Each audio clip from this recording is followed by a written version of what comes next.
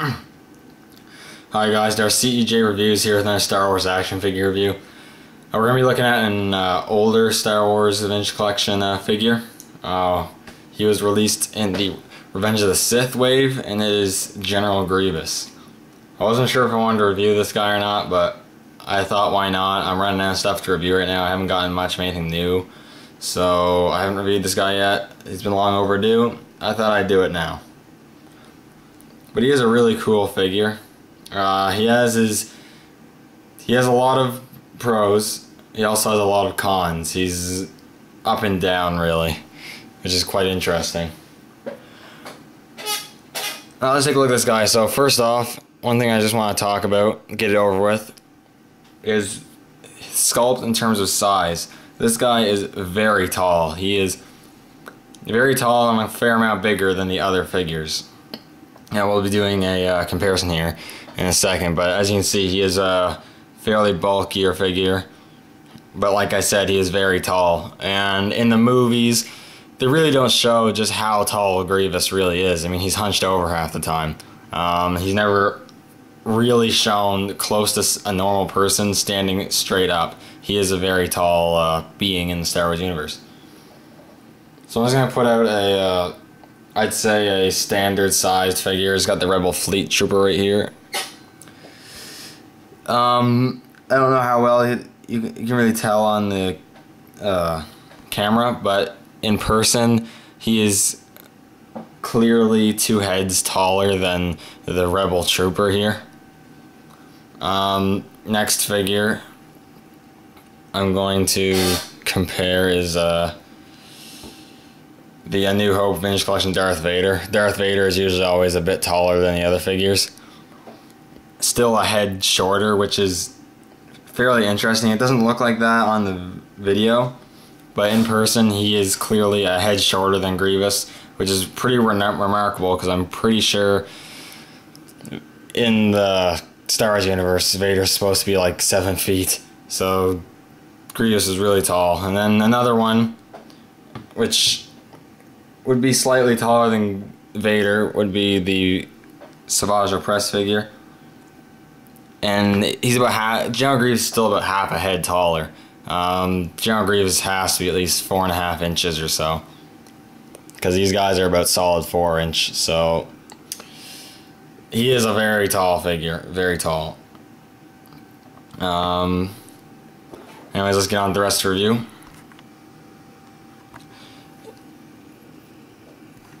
First, we're going to look at the head sculpt.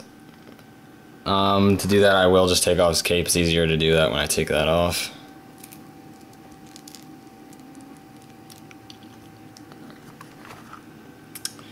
Here's the head sculpt. Really good head sculpt. Probably the best Grievous head sculpt. The sculpt is just spot on.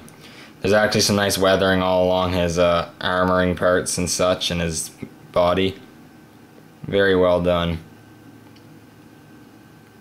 The eyes look great. You got the remaining skin of his face showing there, and you got the yellow eyes with the black pupils. Look really nice. Some black stripes there. The little fins on the side and the mouth. Just very nice. And he also has a lot of like just this wiring detail where his neck is too, which is really cool. One thing that's a little annoying, I'm not gonna lie, is that this part here isn't like sculpted on attached. It's a separate piece, so it flops around quite a bit. It's not too bad, but still. As you can see all the wiring that's just underneath all the armor plates. He has big forearms, shoulder blade armor, chest piece there, pelvis area and abs. The abs look kind of like a Super Battle Droid's actually. And you got his sleek kind of legs, and have the taloned feet, which Darth Maul's, the cyborg Darth Maul's look a lot like General Grievous' legs actually. It's a very good looking figure. It's definitely the best looking General Grievous for sure. A couple other things I was going to mention about the sculpt is that the legs are a fairly flimsy and flexible plastic. which means they were not going to break very easily, which is good because I have, I think, like one of the first releases of John Grievous, and his leg actually busted off.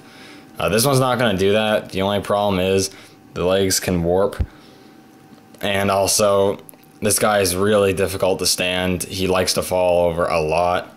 I don't know if it's because he's top heavy or if it's because of his legs. I think it's because of his legs, and the feet don't have peg holes, which kind of suck. That's honestly a disappointment right there. But still, really cool looking figure, and the weathering and the paint is just very well done. As for articulation, he's very well done again. He has a ball joint neck, ball hinge shoulders, ball hinge elbows, swivel at the bicep, which is different. I'll show you how that works. Swivel at the wrist, ball joint torso, swivel in the hips, double hinge knees, which is again different for Star Wars figures, and ball hinge ankles, so really good articulation.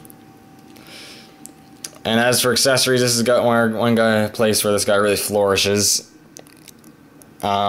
He does come with his signature blaster pistol, which has been used since the the Revenge of the Sith line with the first Grievous releases, and it's understandable why they just reuse this bit, because it's a good sculpt. They don't really need to make a different sculpt for this gun, and it's nice solid plastic.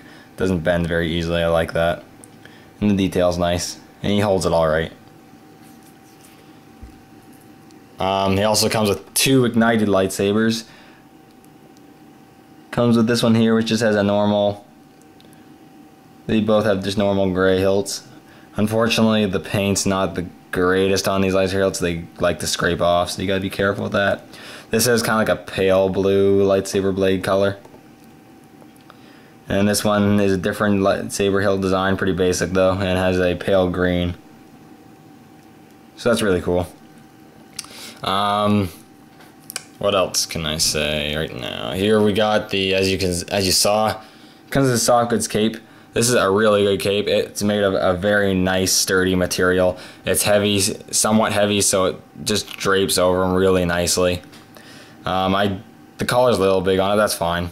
You got the John Grievous logo there on the back, which is excellent. And inside, you actually have the pouches for lightsaber hilts. Now, I have 2 extra ones in there. I'm just going to take those out. He only comes with 2. I have 2 extra ones in there. But he does come with the 2 right here. Comes with this one, which is just a gray, but it's a very nice color. Not color, but sculpt. And you got this one here, which has some paint apps on it, which looks really good. Very nice lightsaber hilts. And if you have any extra lightsaber hilts that you can't put on, you can just store them in John Grievous' cape, pretty much. That's where I put my Anakin Clone Wars, or realistic Clone Wars Anakin's lightsaber, because you can't even put it on him. And then I have this other one right here. I'll just put right in there. It's actually another Anakin one. A lot of Anakin lightsaber hilts. There's the cape, and it goes on very nicely. And then he does have a couple actual features. So he does have his 2 arms, but you can actually split the arms. There are pegs, as you can see, and you can just unpeg them like so. Something like that. And you have his individual hands. I'll just show it on this one. I don't really need to show on the other one. Which is good, but as you can see, the lightsaber just fell right through. I'm going to explain that. One of the most annoying flaws about this figure, the hands are together. They hold the lightsaber very well. When you split them apart, the hands are open way too much, and the lightsabers pretty much just slip right through the hands. See, they just flop around, and then he's holding onto the blade right now, and then it just flops right off. Like, they just fall right out, and it's not very ideal for displaying or anything. They don't like to stay in. It's hard to get good poses. But that's how the whole swivel bicep thing works. That's incorporated in the split arms. And then how those work is there's just pegs there, and you just peg those right back in at the wrist and at the forearm. I'm just gonna put the lightsaber back in there. And like I said, he holds it very well when they're together. It's just not when they're not together. Still excellent looking. He does have one other feature, and that is you can actually detach the chest plates via a peg that goes into the side. And you can get an even better look at all that detail. You got the wiring all over the place. You got the green organic sack that has his organs in it. Little spine piece right there, which that's another really cool feature. So overall, this is probably the definitive General Grievous figure. He's definitely recommended if you are in need of a good General Grievous figure and you're a fan of the Separatists. It's just, he has a lot of pros to consider and a lot of cons to consider. Just to recap, he has a ton of accessories, his sculpt's good, and his paint apps are good, well done. He has excellent articulation, but the downsides is he's hard to stand, he has flimsy legs, he doesn't have any peg holes in the feet, he holds his weapons terribly if you're in the forearms mode. So it's really up to you whether you really want this. It's basically down to if you want the definitive version of the character. As I do think this is the definitive version, they could fix a few things. This guy obviously isn't really in stores anymore. I got him in stores way back when, but I was surprised to find him. And he retails, actually, not retails, but he goes online for actually a fair amount. He goes higher than some of the rare figures from the 30th anniversary collection. He goes for about 35 carded, and a little higher for the foil card. So he is a bit more of an expensive figure, so you have to consider that. But I'd say if you're a General Grievous fan, I definitely recommend you pick one up. This is one I was planning on trading. I actually don't know now what I want to do with this one, as he is really cool, but he just, I don't know. I did put him on my trade video. I just don't know if I want to trade him anymore.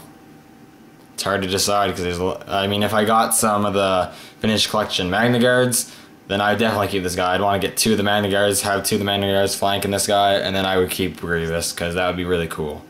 But if I don't get any Magna Guards, I would be more willing to trade this guy. But I don't know what I'm going to do about that. But it is a really good figure. I dragged this video on way too long. I'm apologizing for that, but there's actually a lot to go through for this figure. So thank you guys for watching. It's been Darth CEJ Reviews.